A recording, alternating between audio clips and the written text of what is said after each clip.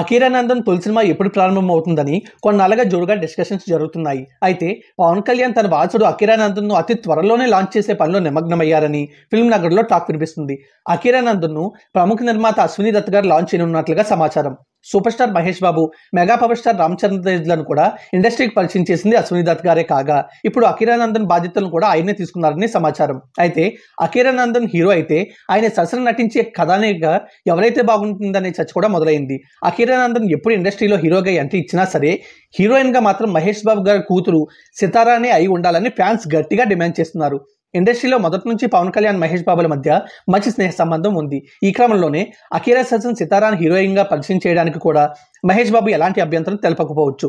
మరోవైపు సితారా కూడా సినీ ఇండస్ట్రీలో తన సత్తా చూపించాలని ఎంతగానో ఆశపడుతుంది. మరి అకీరా సితారా జంటగా ఎవరైనా సినిమా తీస్తే మాత్రం బొమ్మ బ్లాక్ బస్టర్ అయిపోవడం ఖాయం.